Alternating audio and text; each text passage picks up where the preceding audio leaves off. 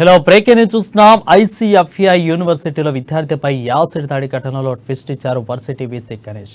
విద్యార్థినిపై acid దాడి జరగలేదని, కేవలం వేడి నీళ్ల కారణంగానే గాయాలయ్యాయని తెలిపారు. హాస్టల్లో సీసీ కెమెరాలు కూడా ఉన్నాయని, పోలీసులు వాటిని పరిశీలించారని అన్నారు. ఘటనపై పోలీసులు ఫిర్యాదు చేస్తున్నారని అన్నారు వీసీ గణేష్. ఇక ఇటీవల ఐసీఎఫ్ఐ యూనివర్సిటీ విద్యార్థినిపై కొందరు రంగు నీళ్ల అనుకొని చల్లడంతో విద్యార్థినికి తీవ్ర గాయాలై ఆసుపత్రిలో చికిత్స పొందుతున్న విషయం తెలిసిందే. ఇక దీనిపై పలువురు భిన్నాభిప్రాయాలు వ్యక్తం చేస్తూ ఆరోపణలు వస్తున్న నేపథ్యంలో తాజాగా వీసీ ప్రకటనతో కేసు మరో మలుపు తిరిగినట్లయింది.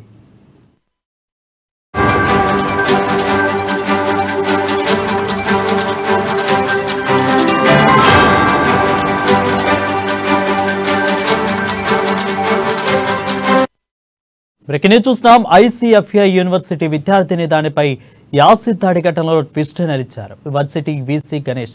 ఇక విద్యార్థినిపై యాసిడ్ దాడి జరగలేదని, కేవలం వేడి నీళ్ల కారణంగానే గాయాలయ్యాయని తెలిపారు. హాస్టల్లో సీసీ కెమెరాలు కూడా ఉన్నాయని, పోలీసులు వాటిని పరిశీలించవచ్చని అన్నారు.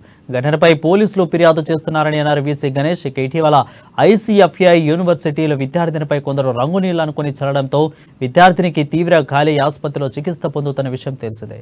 దీనిపై పలువురు భిన్నాభిప్రాయాలు వ్యక్తం చేస్తూ ఆరోపణలు వస్తున్న నేపథ్యంలో తాజాగా వీసీ ప్రకటనతో కేసు మరో మలుపు తిరిగినట్లయింది.